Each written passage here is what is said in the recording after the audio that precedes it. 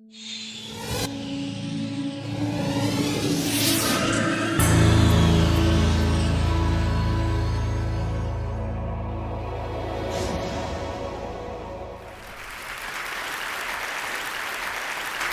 I was 7 years old and my sister was just 5 years old, we were playing on top of a bunk bed. I was 2 years older than my sister at the time. I mean, I'm 2 years older than her now, but at the time that meant she had to do everything that I wanted to do, and I wanted to play war. So we were up on top of our bunk beds, and on one side of the bunk bed I had put out all my G.I. Joe soldiers and weaponry, and on the other side were all my sister's Milos and ponies and ready for a cavalry charge. There are differing accounts of what actually happened that afternoon, but since my sister is not here with us today, let me tell you the true story, which is my sister is a little bit on the clumsy side, and somehow, without any help or push from her older brother at all, suddenly Amy disappeared off of the top of the bunk bed and landed with us crash on the floor. And I nervously peered over the side of the bed to see what had befallen my fallen sister, and saw that she had landed painfully on her hands and knees on all fours on the ground. I was nervous because my parents had charged me with making sure that my sister and I played as safely and as quietly as possible. And seeing as how I had accidentally broken Amy's arm just 1 week before,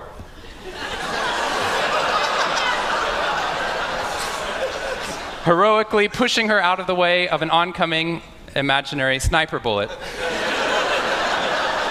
for which I have yet to be thanked. I was trying as hard as I could.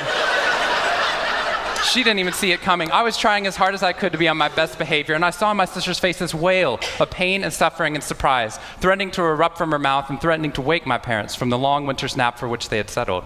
So I did the only thing my little frantic 7-year-old brain could think to do to avert this tragedy. If you have children, you've seen this hundreds of times before. I said, Amy, wait, don't cry, don't cry. Did you see how you landed? No human lands on all fours like that. Amy, I think this means you're a unicorn. Now that was cheating, because there's nothing in the world my sister would want more than not to be Amy the hurt 5-year-old little sister, but Amy the special unicorn. Of course, this was an option that was open to her brain at no point in the past, and you could see on my poor, manipulated sister's face conflict, as her little brain attempted to devote resources to feeling the pain and suffering surprise she just experienced, or contemplating her newfound identity as a unicorn.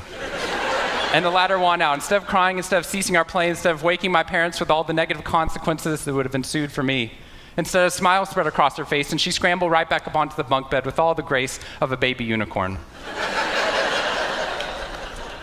With one broken leg. What we stumbled across at this tender age of just 5 and 7, we had no idea at the time, was something that was going to be at the vanguard of a scientific revolution occurring 2 decades later in the way that we look at the human brain. What we had stumbled across is something called positive psychology, which is the reason that I'm here today and the reason that I wake up every morning. When I first started talking about this research outside of academia, out with companies and schools, the very first thing they said to never do is to start your talk with a graph. The very first thing I wanted to do is start my talk with a graph. This graph looks boring, but this graph is the reason that I get excited and wake up every morning. And this graph doesn't even mean anything. It's fake data. What we found is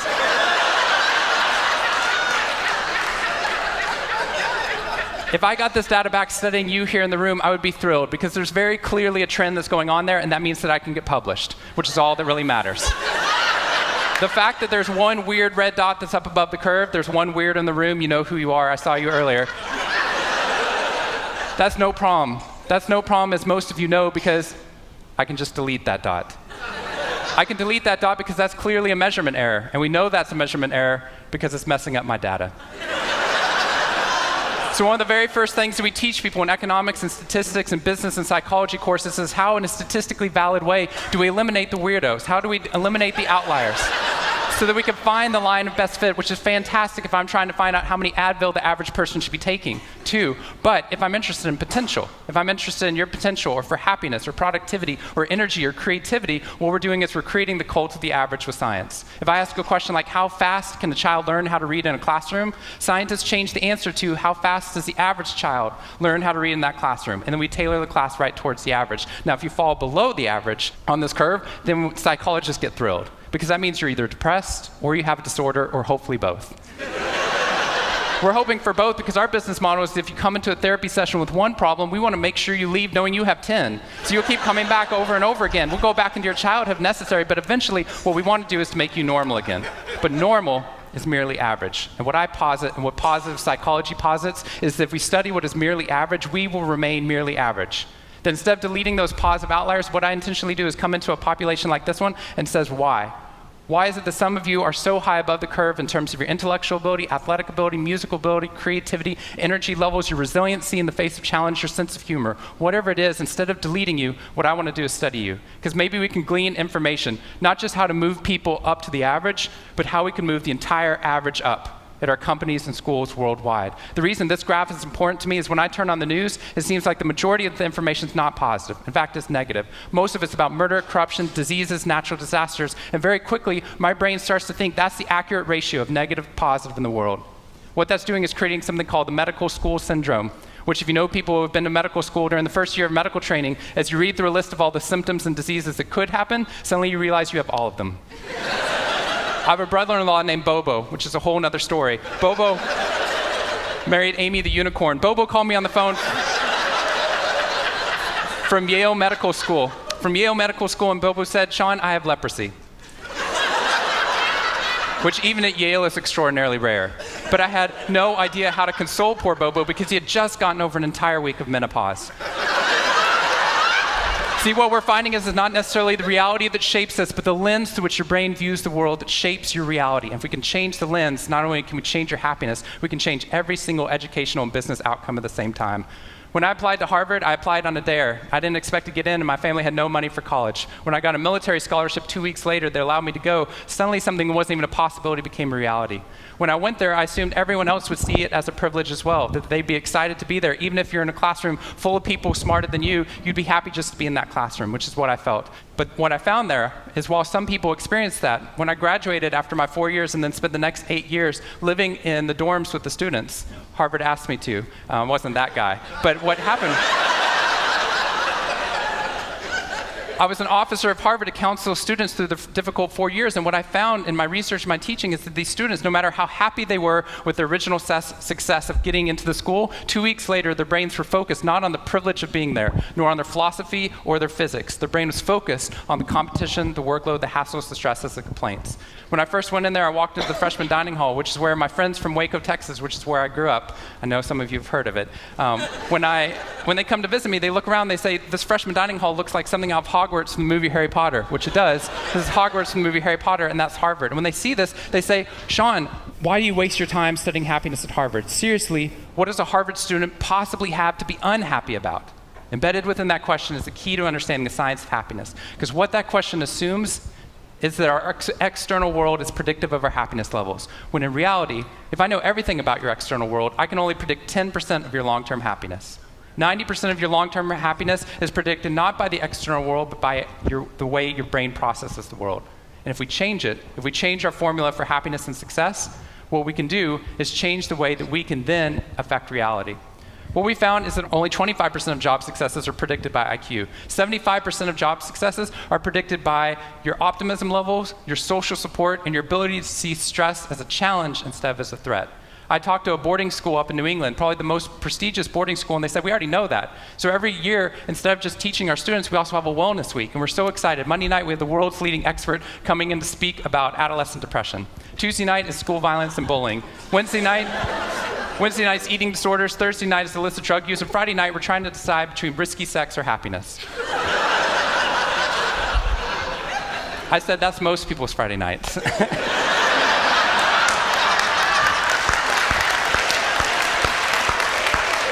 Which I'm glad you liked, but they did not like that at all. Silence on the phone. And into the silence, I said, I'd be happy to speak at your school, but just so you know, that's not a wellness week, that's a sickness week.